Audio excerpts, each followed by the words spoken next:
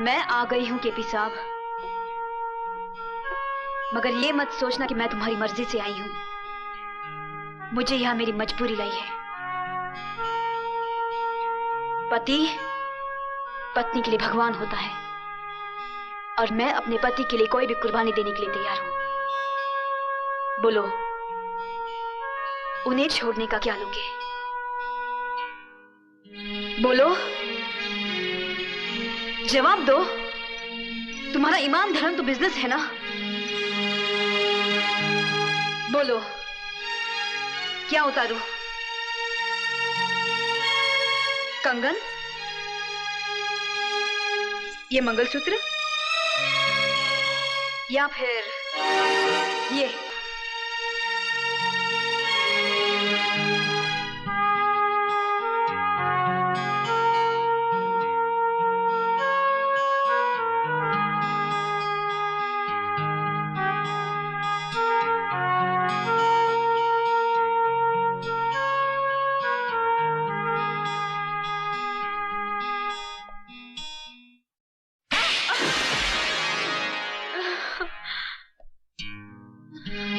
तुम क्या समझती हो मुझे तुम्हारे जिस्म की जरूरत है?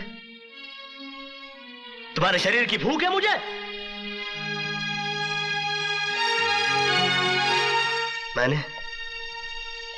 मैंने कभी तुम्हारे जिस्म से नहीं, तुम्हारी आत्मा से प्यार किया। लेकिन तुमने मेरी कद्र नहीं की, मेरा इंतजार नहीं किया। मुझे किसी गुजरे हुए वक्त की तरह भुलाकर किसी और का हाथ थाम लिया।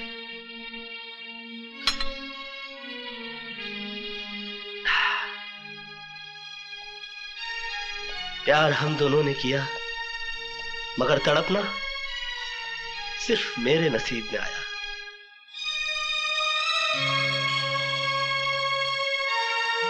मेरा तुम्हारा नाता तो उसी दिन टूट गया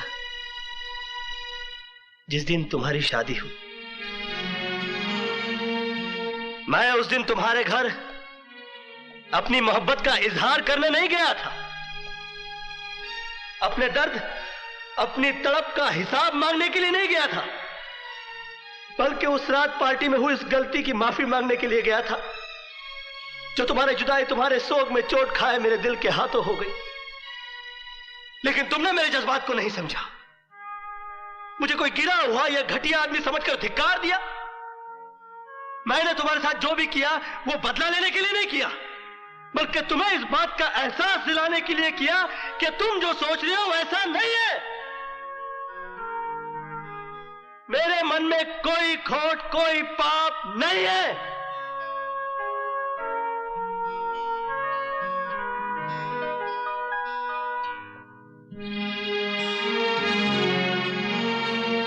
मोहब्बत का दर्द बड़ा जानलेवा होता है पूजा जी। मैंने तो तुम्हें माफ किया,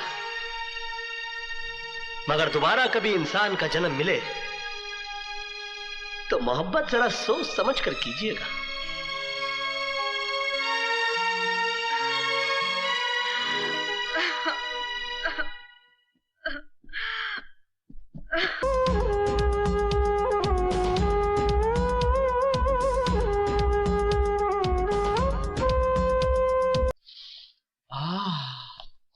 प्योर घी, प्योर फ्लावर्स, प्योर मैन। दीपक बाबू, जेल की रिहाई बहुत बहुत मुबारक हो। मुंह मीठा कीजिए। मुझे मालूम था कि आप ज्यादा दिन जेल में रहने वाले नहीं हैं, क्योंकि जिसकी धर्म पत्नी इतनी खूबसूरत हो, जवान हो, उसके लिए क्या जेल, क्या पुलिस, क्या कानून। क्या मतलब? मेरा मतलब है कि आपकी धर्म पत्नी पूजा देवी ने अपना सब कुछ अर्पण सर्पण करके आखिर आपको जेल से रिहा करवाई लिया। हरामजादे! अरे मेरी गर्दन क्यों पकड़ रहे हो? पकड़नी है तो केपी साहब की पकड़ो, जिनके बेडरूम के अंदर आज तक आपकी धर्म पत्नी पूजा देवी की तस्वीर है और वो हर रोज उसकी पूजा करते हैं, आरती उतारते हैं। जाओ बालक जाओ। रामा रामा।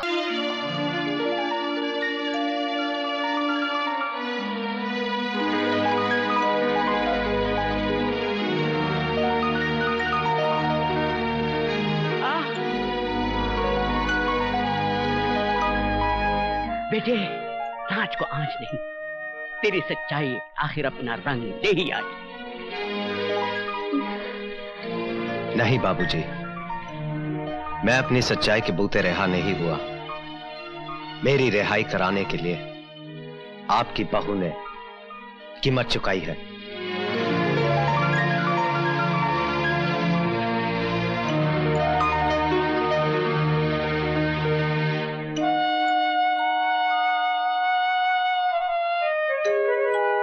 तेरी आंखों में आंसू मेरी रिहाई के हैं या केपी से ना मिल पाने के दुख के?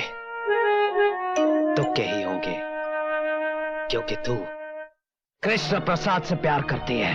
नहीं दीपक, ऐसा कुछ भी नहीं है, ये सब झूठ है। पहले मैं भी इस बात को झूठ समझता था, लेकिन जब उसके कमरे में मैंने तेरी तस्वीर देखी तो मैं समझ गया कि आखिर इतनी आसानी से मैं कैसे जेल से छूटा।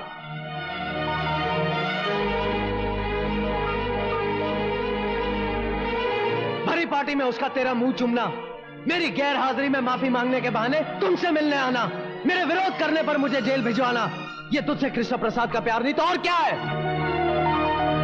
मेरे जेल जाने के बाद तू उससे रोज मिलती जुलती रही, और जब उसका दिल भर गया तो मुझे रिहा करवा के तेरी नजरों में देवता बन गया। नहीं दीपक, ऐसा कुछ नहीं है, मेरा विश्वास करो। अगर ऐसा कुछ नहीं है तो फिर मेरे जेल जाने के बाद तू उससे मिलने क्यों गई? तुम्हें जेल से छुड़वाने के लिए। मुझे छुड़वाने के लिए बाबूजी भी थे। हाँ, लेकिन उनकी लाख कोशिश करने के बावजूद भी कृष्ण प्रसाद तुम्हें छुड़वाने को तैयार नहीं था। तो फिर तुम्हारे कहने से वो कैसे मान गया? ऐसी कौन सी वजह थी कि तुमसे मिलकर उसने मुझ पर लगाए हुए लाखों रुपए का गबन का इल्जाम वापस ले लिया? इसलिए क्योंकि तुम एक दूसरे से प्यार करते हो। कृष्ण प्रसाद मेरा कुछ भी बिगाड़ नहीं सकता था, लेकिन तुमने तो कुछ बाकी ही नहीं रखा। अगर तुम अपने पति से ज्यादा प्रेमी को ज्यादा अजीज मानती हो तो मैं तुम्हें आजाद करता हूं। जाओ, कृष्ण प्रसाद से शादी कर लो। दीपक, तुम जानते हो कि तुम क्या कह रहे हो? अच्छी तरह जानता हूं। तुम कुछ नहीं जानते। जिस बात को तुमने सर उठाकर कह दिया, वो बात मैं ख्वाब में भी नहीं सोच सकती। दीपक, मैं तुम्हारी पत्नी हूं, मेरा विश्वास करो। तुम जैसा सोच रहे हो ऐसा कुछ भी नहीं है, मेरा विश्वास करो दीपक, मेरा विश्वास करो। अब तुम मुझे समझाने की कोशिश मत कर। दीपक बजाज किसी दूसरे का गरमाया हुआ कंबल नहीं ओढ़ता। औरत तो वो है जो अपने पति के विश्वास को जिंदा रखने के लिए मर जाए। पति की गैर हाजिरी में किसी प्रेमी का कॉल पूरा करने वाली औरत पत्नी नहीं, कुल्टा होती है। और कोई मर्द किसी कुल्टा के मांग में अपने नाम का सिंदूर बर्दाश्त नहीं कर सकता।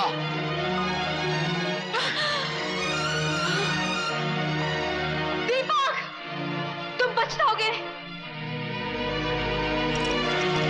इससे पहले कि मैं अपने आप में से बाहर हो जाऊं, दूर हो जा, दूर हो जा मेरी नजरों से। Get out.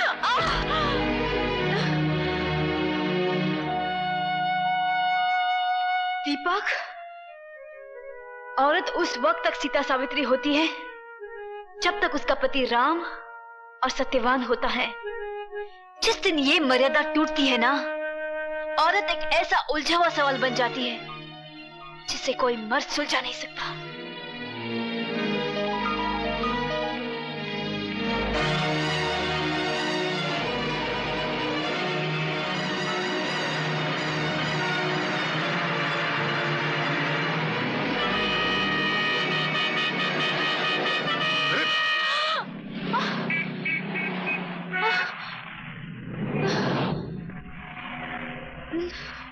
पूजा, मुझे तुम्हारी गुजरी हुई जिंदगी के बारे में पूछने का हक तो नहीं है, लेकिन इतना मैं जरूर जानना चाहता हूं कि वो क्या वजह थी जो तुमने कृष्णा को भुला दिया।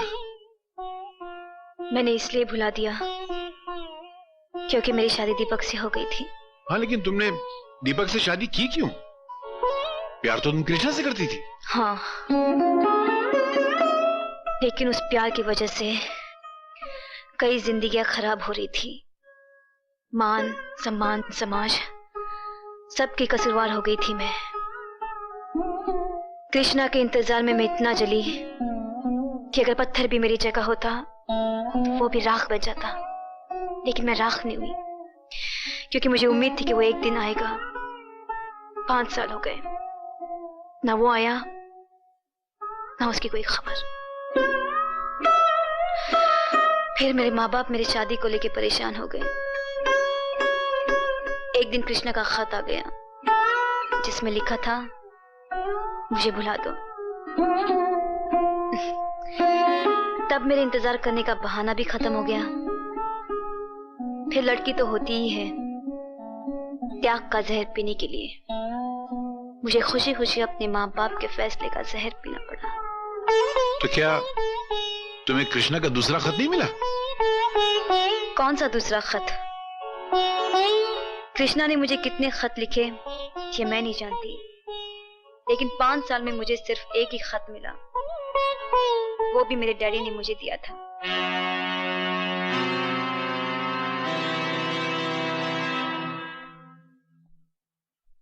नमस्ते, मेरा नाम छबन मास्टर है, मैं रफूगर हूँ। यहाँ क्या करने आए हो? हुजूर, जिनकी सूरत अच्छी नहीं होती मैं उनको आईना नहीं दिखाया करता, मगर आज मैं खुद आपके सामने आईना बन के खड़ा हूँ। ये मेरी मजबूरी है। सरकार ने लकड़ियां काटने और जलाने पे तो पाबंदी लगा दी, मगर बहुएं आज भी जलाई जाती हैं और उसके जिम्मेदार होते हैं आप जैसे दौलतमंद बाप जो अपनी बेटी से ज्यादा अपने अभिमान की सोचते हैं। ये क्या बकवास कर रहे हो तुम? बकवास नहीं कर रहा हूँ, बल्कि कृष्णा और आपकी बेटी के टूटे हुए रिश्तों की बात कर रहा हूँ। कृष्णा ने आपको 2 खत लिखे थे ना, एक अपनी बर्बादी का और दूसरी अपनी कामयाबी का। बर्बादी का खत अपनी बेटी को दिखाकर उसे शादी पे मजबूर तो कर दिया, मगर वो कामयाबी का खत, उसका क्या किया? पढ़कर फेंक दिया, जला डाला उसको। आपकी इसी जलील हरकत और कूटनीति ने दोनों की जिंदगी को बर्बाद करके रख दी। दीनदयाल साहब, आज से सिर्फ गरीबों के साथ नहीं हुआ करते, कभी कभी गाड़ी के नीचे अमीरों के बच्चे भी आ जाया करते हैं। क्या हुआ मेरी बेटी को? कुछ नहीं हुआ, सिर्फ उसके शौहर ने उसको घर से निकाल दिया है। जुर्म आपने किया और गुनहगार वो साबित हो गई आपकी वजह से। तो तुम क्या कहना चाहते हो? मैं उस भीख मंगे को अपनी बेटी सौंप देता? कृष्णा ना आज गरीब है ना उस दिन गरीब था जिस दिन आपने अपनी बेटी को डोली में विदा किया था। एक आपकी न परखने वाली निगाह ने पूजा को उसके पति और उसके प्रेमी दोनों की निगाह से गिरा दिया। ये नाती मुझे आपके विचारों, आपके ख्यालों, आपके बड़प्पन से। खामोश! तुम क्या मुझे यहाँ जलील करने आए हो? खुदा का शुक्र मनाओ कि आज बकरी ईद नहीं है, वरना कुर्बानी का जज्बा लेकर आता। लेकिन मजबूरी तो यह है कि हमारे यहाँ हराम जानवरों की कुर्बानी मंजूर भी तो नहीं है। लानत है।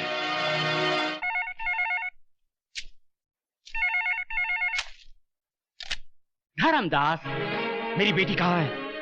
कहाँ है मुझसे पूछते हो? तो महानगर टेलीफोन निगम की डायरेक्टरी उठाओ और के पन्ने खोलो।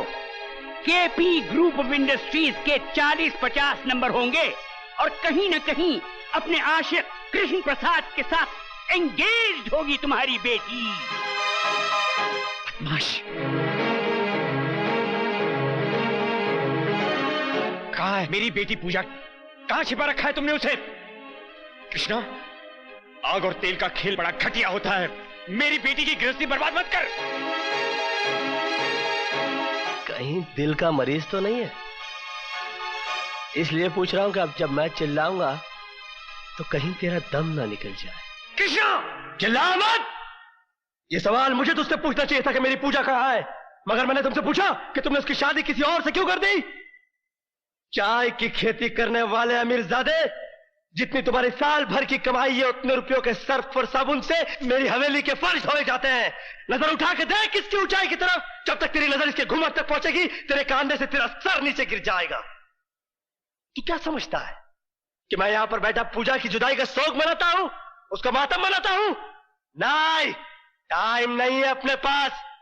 यहां पर पूजा तो क्या, उसकी यादों को भी आने की इजाजत नहीं। इस हवेली के दरवाजे से सिर्फ मैं अंदर आता हूं और खिड़कियों से मुझे जिंदा रखने वाली हवाएं अंदर आती है। इसके सिवाय कुछ और दिखाई देता है तुझे अंदर? ठीक है कृष्ण प्रसाद, मैं जा रहा हूं, लेकिन याद रखना, अगर मेरी बेटी के भागने का सबब तू है तो तेरे लिए बहुत बुरी बात है। हवा आने दे।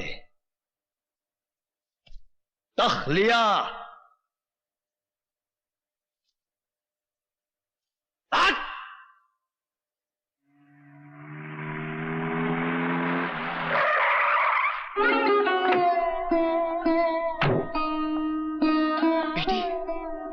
बेटी ये क्या हो गया? मैंने तो तुम्हारी परवरिश फूलों में की थी, तुम कांटों में कैसे आ गई बेटी? जिंदगी के फैसले नसीब करता है डैडी, माँ बाप नहीं। आपने फूलों में मेरी परवरिश की थी, वो मेरा नसीब था। आज मैं कांटों पर आ गई हूं, ये भी मेरा नसीब है। चल बेटी चल, मेरे साथ घर चल। बेटी का घर मायका नहीं, ससुराल होता है, और ससुराल के दरवाजे मेरे लिए बंद हो चुके हैं। बेटी बंद हो गए तो क्या हुआ? तेरा बाप तो जिंदा है ना? मेरे साथ रहेगी तू, मेरे साथ। शादी के बाद आपके घर में जो बेटी जाती है ठहरी, वो बड़ी बदनसीब होती है। बेटी आखिर मेरा ये सब तेरा ही तो है। आपके सब कुछ से मेरी जिंदगी नहीं कटेगी डैडी। जिंदगी तब कटती है जब पास में अपना कुछ हो, और मेरा अपना कुछ भी नहीं रहा। जो मैंने चाहा वो मुझे मिला नहीं, और जो आपने दिया वो रहा नहीं। बेटी मेरी डोली विदा करने के बाद आपका फर्ज पूरा हो चुका। अब आपको मेरे दुख सुख से कोई वास्ता नहीं रहा। और फिर मैं आज के जमाने की पढ़ी लिखी लड़की हूं, आपके लिए छोटी हो सकती हूं, दुनिया के लिए नहीं। दीपक मेरा पति है, उसके फैसले का सम्मान रखने के लिए मैंने घर छोड़ दिया। उसका गुस्सा ठंडा होने के बाद मैं उसे फिर समझाऊंगी, वो फिर भी न माना तो उसका तलाक मैं खुद दूंगी, मांगूंगी नहीं।